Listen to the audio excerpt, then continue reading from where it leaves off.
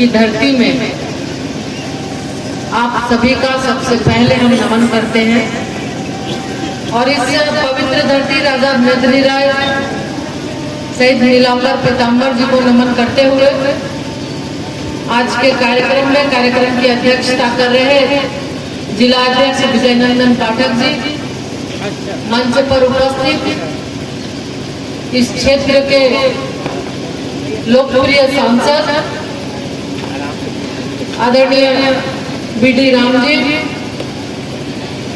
मंच पर उपस्थित विधायक सम्मानित भाई आलोक चौरसिया जी, विधायक डॉक्टर शशिभूषण मेहता जी, विधायक सम्मानित बहन पुष्पा देवी जी, पूर्व सांसद मनोज कुमार जी, साथ ही साथ मलापुर के महापौर अरुणा शंकर जी, उप महापौर मंगल सिंह जी, उपस्थित भारतीय जनता पार्टी के वरिष्ठ नेता प्रेम कुमार जी, युवा मोर्चा के अध्यक्ष इसलय जी, हमारे साथ आज के इस कार्यक्रम में मुख्य रूप से उपस्थित माननीय पूर्व विधायक एसटी मोर्चा के सम्मानित प्रदेश के अध्यक्ष डॉक्टर शिवशंकर उरांव जी और विनोद सिंह जी, सभी पलामू जिला के सभी पदाधिकारीगण, जिला के विभिन्न मंच मोर्चा के सभी अध्यक्ष सहित सभी पदाधिकारीगण और उपस्थित मंच से उपस्थित सभी हमारी सम्मानित माताएं बहनें, भारतीय जनता पार्टी के सभी कार्यकर्ता साथी और बड़ी संख्या में गांव-गांव से आए हुए सभी सम्मानित जनता, सभी प्रेस मीडिया के सम्मानित साथीगण, आज जैसा कि आप सभी जानते हैं पूर्ववक्ता के द्वारा भी हेमंत हटाओ झारखंड बचाओ इस कार्यक्रम के माध्यम से पूरे झारखंड प्रदेश के अंदर भारतीय जनता पार्टी की ओर से ये तय किया गया कि हम झारखंड में विपक्ष में हैं और विपक्ष की भूमिका को निभाते हुए, क्योंकि हमारा ये दायित्व बनता है, ये कर्तव्य बनता है कि जो राज्य की वर्तमान स्थिति है, इस वर्तमान स्थिति से आम जन को हम अवगत कराएं। आपने देखा कि लगभग 2.5 साल तक सरकार बनने के बाद भारतीय जनता पार्टी ने कभी भी इस सरकार के खिलाफ न कोई आंदोलन किया और न ही किसी तरह की बात कही, क्योंकि हम जानते थे कि अगर भारतीय जनता पार्टी की ओर से आंदोलन होगा, कहीं न कहीं झारखंड मुक्ति मोर्चा और गठबंधन के लोग ये बात करेंगे कि भारतीय जनता पार्टी हमें काम करने नहीं देगी। लेकिन साथियों, पूरा मौका भारतीय जनता पार्टी ने दिया और जब पानी सर से ऊपर बन गया, यानी भ्रष्टाचार की गंगोत्री इतनी ज्यादा हो गई, तब एक विपक्ष के नाते हम सबको भारतीय जनता पार्टी को आगे आना पड़ा और आज प्रखंड स्तर से लेके जिला स्तर तक जो इस सरकार के काले करतूत हैं, जो इस सरकार के कारनामे हैं, इसको आप लोगों तक पहुंचाने का हम सब ने ये निर्णय किया और ये हम सब आज उसी कार्यक्रम के तहत आपके बीच है। साथियों, ये एक और सरकार कहती है, झारखंड मुक्ति मोर्चा के लोग कहते हैं कि झारखंड हमने लड़कर लिया। हम आपसे यही ये पूछना चाहते हैं कि अगर झारखंड इन्होंने लड़कर लिया तो फिर झारखंड का निर्माण 90 के बाद ही हो जाना चाहिए था, लेकिन उस समय निर्माण नहीं हुआ जब नरसिम्हा राव जी की सरकार थी। देश में कांग्रेस की सरकार माननीय नरसिम्हा राव जी प्रधानमंत्री थे। उस समय उन्होंने अपनी लड़ाई को, अपने आंदोलन को बेचने का काम किया और इसके गवाह आप सभी हैं। आप सभी जानते हैं कि माननीय गुरु जी, जिसको हम सभी कहते हैं, कि झारखंड के आंदोलन को बेचकर उन्हें समर्थन दिया और जिसके वजह से उन्हें झारखंड के किसी जेल में नहीं बल्कि तिहाड़ जेल में उन्हें जगह मिली। तो अगर यही झारखंड की लड़ाई आप लड़ते तो झारखंड का निर्माण बहुत पहले हो गया होता। और आज इसलिए भी ज्यादा भारतीय जनता पार्टी के कार्यकर्ताओं का दायित्व बनता है झारखंड बचाने का, कि झारखंड को का निर्माण श्रद्धेय अटल बिहारी वाजपेयी जी के समय में हुआ। श्रद्धेय अटल बिहारी वाजपेयी जी ने झारखंड को अलग किया। इसलिए भारतीय जनता पार्टी के कार्यकर्ता का दायित्व है कि हम झारखंड को बचाएंगे, झारखंड को लूटने नहीं देंगे। और आदरणीय अटल बिहारी वाजपेयी जी का ये झारखंड बनाने का मकसद झारखंड के आदिवासी, झारखंड के दलित, झारखंड के गरीब जो दूर दराज में रहने वाले हैं उनका विकास, क्योंकि झारखंड खनिज संपदा से परिपूर्ण प्रदेश है। और आज की वर्तमान सरकार, हेमंत सोरेन जी की सरकार, इस खनिज संपदा को लूटने का काम कर रही है। पहली बार शायद आपने भी सुना होगा कि किसी मुख्यमंत्री ने अपने नाम से लीज लिया, खनिज पट्टा लिया।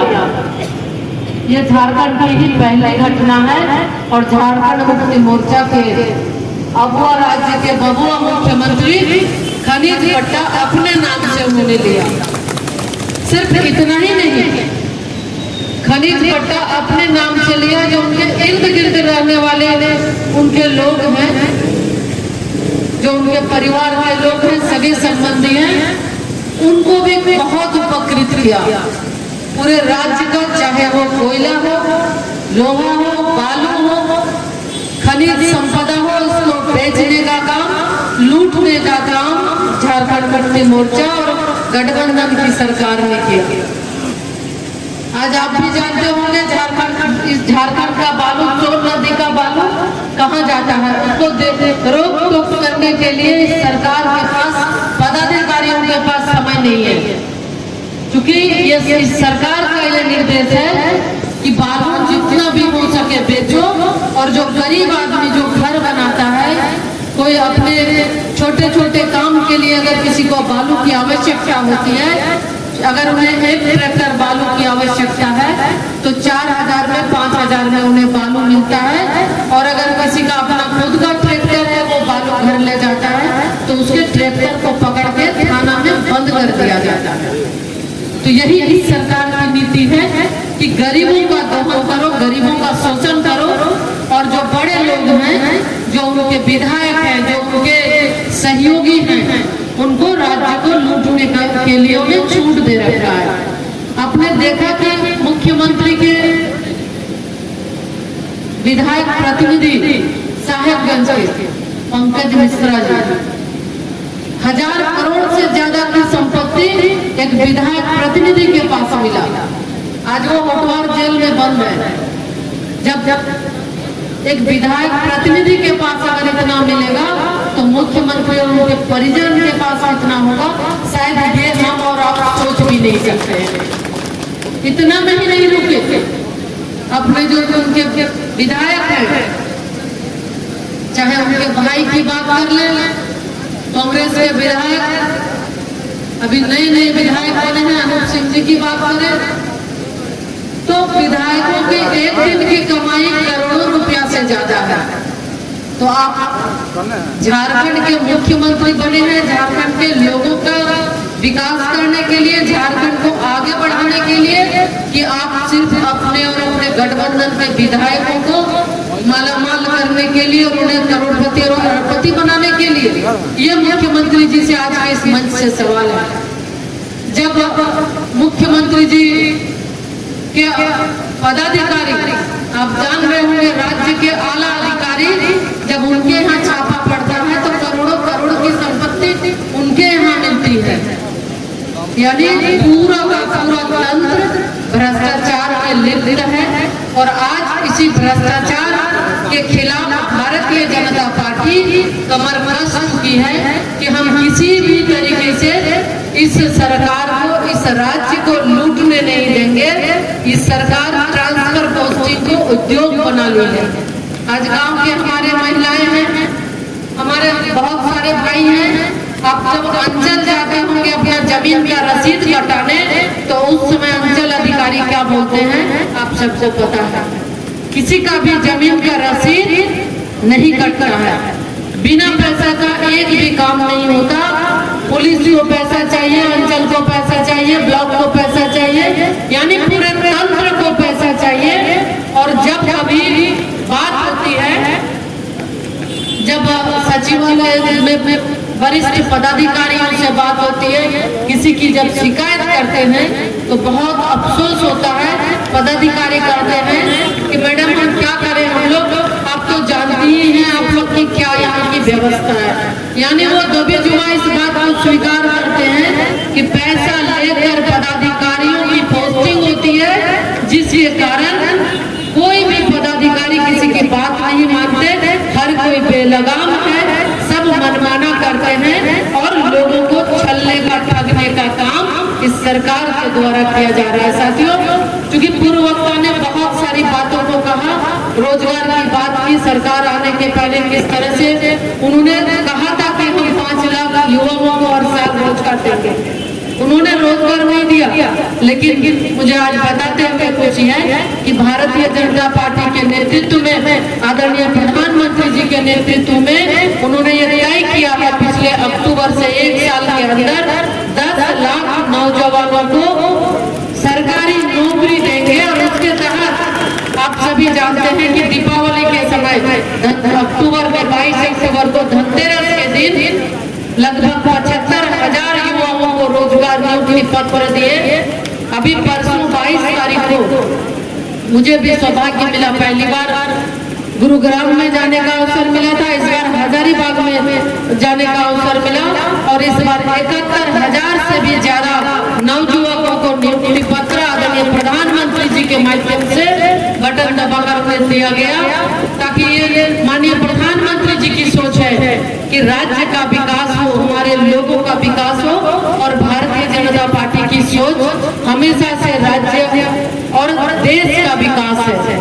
आज अंत्योदय की बात सिर्फ हम करते नहीं है, बल्कि अंतिम व्यक्ति तक विकास की किरण पहुंचे, ये माननीय प्रधानमंत्री जी की सोच है। जिसके तहत चाहे वो प्रधानमंत्री किसान सम्मान निधि की बात करें, आयुष्मान भारत योजना की बात करें, प्रधानमंत्री आवास योजना की बात करें, उज्ज्वला योजना के तहत गैस देने की बात करें, उजाला योजना की बात करें, सैकड़ों योजना है जिसके माध्यम से हम आम जन को लाभ पहुंचाने का काम माननीय प्रधानमंत्री जी करते हैं। हम कोविड की बात करें, कोरोना महामारी में जिस तरह से आपने देखा कि पूरा विश्व कोरोना महामारी से आक्रांत था, विश्व की निगाहें भारत पर थी कि भारत क्या करेगा, भारत में क्या होगा। क्योंकि हमारे यहाँ स्वास्थ्य की व्यवस्थाएं अच्छी नहीं थी, जिसके वजह से पूरे विश्व की निगाहें भारत पर थी। लेकिन आदरणीय प्रधानमंत्री जी ने बहुत ही उनके कुशल नेतृत्व में लॉकडाउन के बाद जैसे ही लॉकडाउन हुआ, स्वास्थ्य व्यवस्था को दुरुस्त करने का काम किया। और उसके तहत हम पीपीई किट के बारे में नहीं जानते थे, मास्क और सैनिटाइजर के बारे में हमें नहीं पता था। लेकिन और उन्होंने 3 महीने के लॉकडाउन के दौरान भारत को आत्मनिर्भर किया। और सिर्फ भारत ही नहीं, जो हमारे उद्यमी थे उनको आत्मनिर्भर भारत पैकेज के माध्यम से उन्हें प्रोत्साहित किया गया, उन्हें सहयोग दिया गया। और देश को कोविड महामारी के समय किसी भी तरह की समस्या न हो, उसके लिए कोविड की दवाइयां के साथ साथ कोविड वैक्सीन, जो कि पहले अगर कोई महामारी होती थी तो शायद 20 साल 30 साल तक हमें दूसरे देशों पर निर्भर रहना पड़ता था। लेकिन आदरणीय प्रधानमंत्री जी के नेतृत्व में महज 8 महीने के दौरान 2 कोविड वैक्सीन हुआ और आज निश्चित रूप से आज देश को जान है तो जहान है के नारा के साथ देश के लोगों की जान को सुरक्षित करने का काम माननीय प्रधानमंत्री जी ने किया।